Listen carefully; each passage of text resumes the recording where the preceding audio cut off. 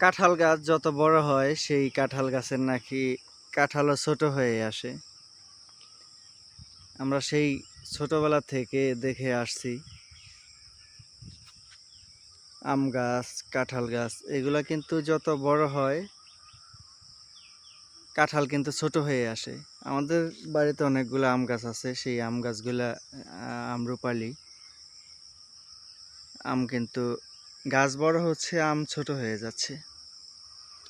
এখানে বেশ কিছু গাছ রয়েছে, গাছগুলোর বয়স কিন্তু 30-40 বছর বয়সের কম না কিন্তু। এই পাশেও রয়েছে কিছু গাছ। এখন কিন্তু আগের মতো আর ফলন ধরে না গাছগুলাতে।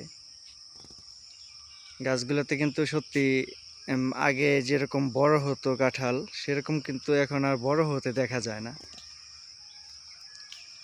মাটির এখন আর সেরকম রস নেই। বিষাক্ত সব কিছুর মধ্যে এখন কেমিক্যাল মিশানো। মাটির যে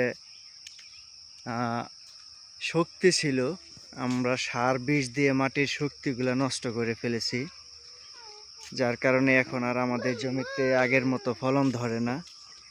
এই যে দেখেন এই গাছটা কত মোটা, কত বয়স্ক, কিন্তু কাঁঠালগুলো একদম ছোট ছোট। এখন কিন্তু আষাঢ় মাস চলতেছে, জ্যৈষ্ঠ মাস কিন্তু জ্যৈষ্ঠ মাস কিন্তু চলিতেছে, কিন্তু কাঁঠাল কিন্তু একদমই ছোট ছোট রয়ে গেছে। আশেপাশে কিন্তু অনেকগুলা গাছ ঘুরে দেখলাম সকালবেলা।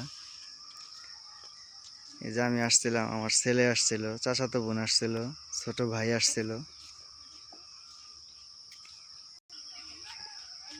কাঁঠাল কিন্তু সাইজ দেখে অনেক কাঁঠালের স্বাদ কেমন সেটা কিন্তু বোঝা যায়।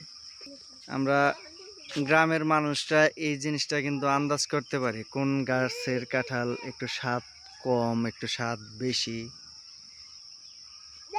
এখন আর সেই আগের মতো আগের মতো কোনো গাছপালা নেই। মানুষ এখন সব কিছু কেটে ফেলে দিচ্ছে, নতুন করে গাছ লাগানোর সংখ্যাও কমে যাচ্ছে।